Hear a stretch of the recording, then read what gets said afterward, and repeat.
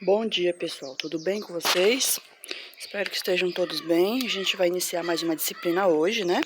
O nome da disciplina é Metodologia do Trabalho Científico, tá? Metodologia E essa disciplina, ela traz a questão de formatações, né? Algumas coisas específicas. E a gente vai iniciar sobre a leitura de texto, né? Então, para a gente elaborar um bom texto, para que a gente consiga ter, né, diversas palavras para formar uma frase, para formar um texto, uma dissertação, a gente precisa realizar a prática da leitura, né? E aí eu destaquei aqui algumas informações importantes quando nós designamos sobre o hábito de leitura, sobre o hábito de ler, né? Então eu botei aqui alguns tópicos importantes. Por exemplo, sempre quando nós realizarmos alguma leitura, seja de que for, né, uma mensagem, um amigo, uma informação, uma notícia, a gente sempre tem que ler com muita atenção, tá? Para que a gente consiga entender o que é que aquele texto estava tentando passar para nós. Sintetizar as principais ideias do texto, tá? Então, quando vocês leem, né, já vai separando qual é a ideia que o texto quer passar para nós, para a gente poder conseguir compreendê-lo. Porque existem algumas maneiras de ler que quando a gente lê, né, sem ter atenção, sem separar, ou pelo menos entender o que é que o texto quer passar, a gente lê por ler, tá? Ler nas entrelinhas, então ler algumas frases que vão nos levar a outros contextos, a outros significados, né? Sempre manter o hábito da leitura, porque quando a gente mantém o hábito da leitura, a gente consegue ter informação, a gente consegue ter diversidade na escrita, na fala, né?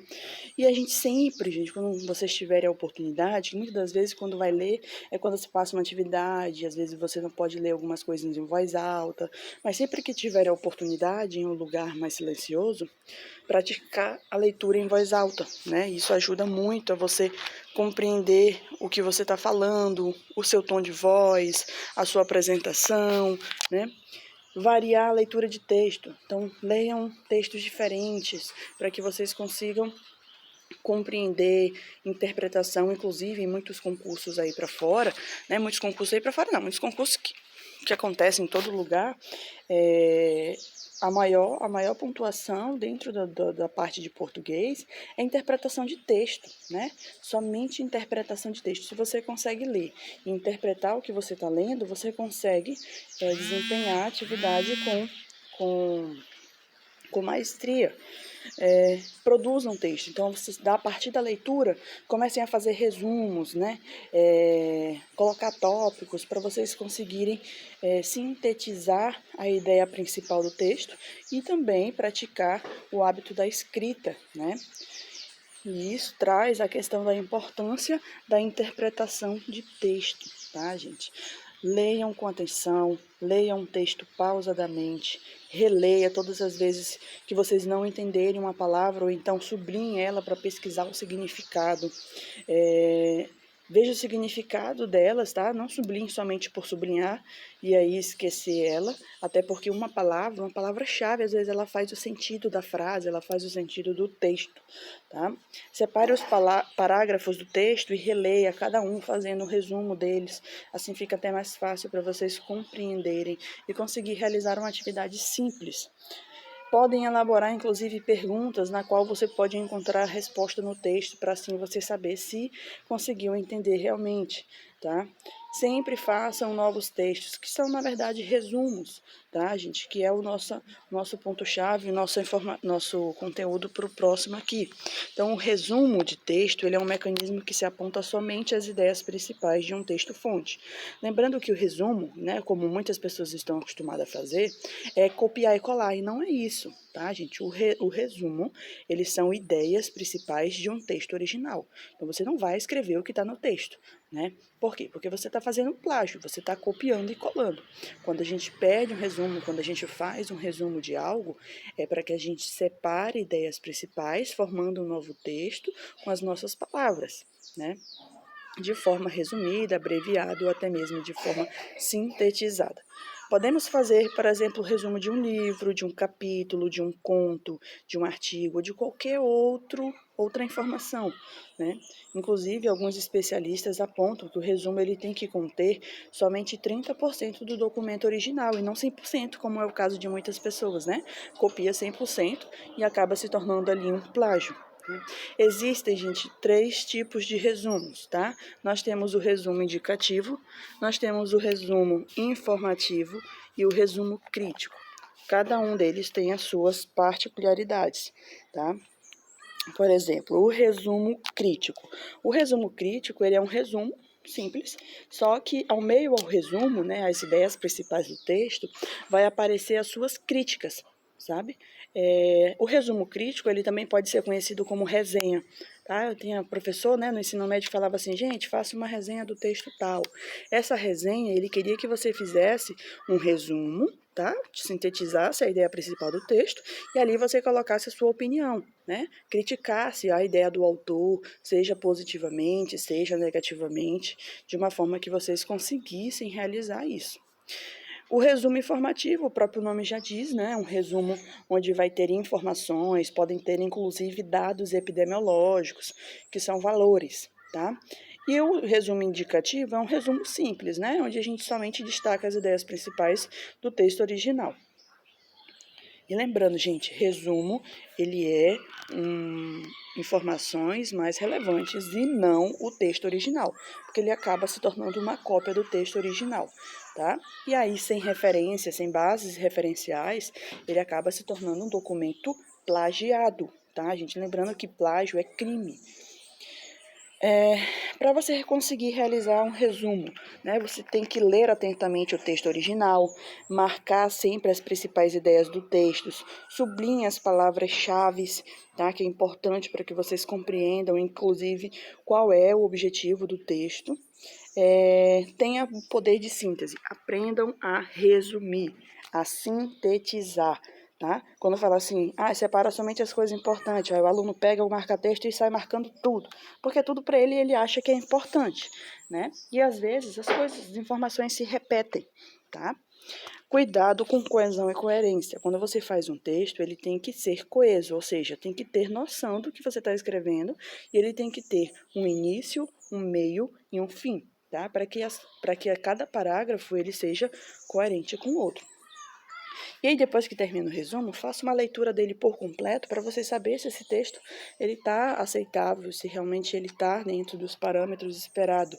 E nunca esqueçam, gente, de citar a fonte, tá? Como assim, professora? Você vai ter que falar de onde você tirou. Você vai colocar a referência, né? Eu vou ensinar vocês a fazer a referência que nós temos aqui nesse material também, tá?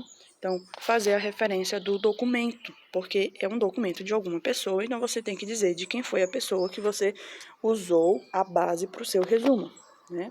Temos também os fichamentos, eles são algumas formas de resumo também, só que ele traz de forma diferente. Inclusive, os fichamentos eles podem ser feitos em locais específicos, como as chamadas fichas, né? Que são os papelzinhos que quando você vira ela, o lado contrário está de cabeça para baixo, porque tem uma forma de virar. É bem parecido com aquelas fichas que os apresentadores de televisão usam, né? Para se guiar quando ele vai falar alguma coisa na TV. E aí, no fichamento, né, a primeira linha vai ser a referência do texto, ou seja, você vai dizer de onde foi que tirou, né? E aí depois o fichamento ele vai ser feito em tópicos, faz o pontinho e coloca ali a ideia. Esse fichamento, ele também não exclusivamente pode ser feito somente nessa folha de ficha. Ele pode fazer em caderno, em bloco de anotação, em arquivos digitais, né? Pelo menos, eu gosto muito de fazer anotações do que eu tenho que fazer, dos meus gastos, para me ter noção. Então, eu faço em bloco de anotações esses fichamentos, né? Esses resuminhos do que eu tenho que fazer ou do que eu posso ou não gastar. Escrever as ideias, nós podemos fazer fichamentos de conteúdo ou texto, nós podemos fazer fichamento bibliográfico, que são fichamento de livros, né? Resumos de livros. Podemos fazer fichamentos de citações, né? E aí, gente, a gente finaliza nossa parte aqui. Para você poder iniciar uma outra atividade mais complexa, você precisa saber fazer, né, um resumo, você precisa saber algumas coisas simples, né? Por exemplo, a leitura, a interpretação de texto, o poder de sintetizar as coisas, ou seja, resumir as coisas. Isso te ajuda quando a gente pula de fase, quando a gente precisa fazer algo mais complexo, né? Como, por exemplo, um trabalho acadêmico, né? Dentro da graduação, dentro de um curso técnico, dentro de uma faculdade, até da escola mesmo, normalmente eles pedem trabalhos, né, que a gente realize. Então, vocês precisam saber formatar bem os trabalhos para que os trabalhos eles sejam vistos de forma organizada e o professor consiga avaliá-lo, tá, gente? E aí nós temos aqui a ABNT, tá? A ABNT, elas são normas, tá, gente? Normas técnicas de formatação. Pode ser de trabalho acadêmico, pode ser de formatação geral para qualquer tipo de documento, né? Então, a ABNT são normas técnicas. E nós temos várias normas, tá, gente? Eu destaquei aqui as principais, só para vocês terem noção que existem uma norma para cada coisa específica. Citações, referências, sumário, resumo, a numeração, né, dos documentos, o índice, projeto de pesquisa, tudo isso são normas, tá? A nossa principal aqui é a de trabalho acadêmico, tá? Até porque, gente, no final do curso, vocês terão que realizar um relatório final, né? Como se fosse um TCC, só que vocês não vão apresentar ele, né? E esse relatório final, ele é referente às atividades de estágio que vocês realizaram. Então, vocês precisam saber como fazer, tá? Para vocês conseguirem realizar esse relatório aí lá, só que é para o final do curso, né? Mas existem também os trabalhos acadêmicos que os professores podem solicitar ao longo do curso e vocês saberem fazer. E aí nós temos aqui as estruturas gerais, tá? Essa parte aqui eu vou deixar para a próxima aula, e aí ela é bem mais específica já, né? E é isso.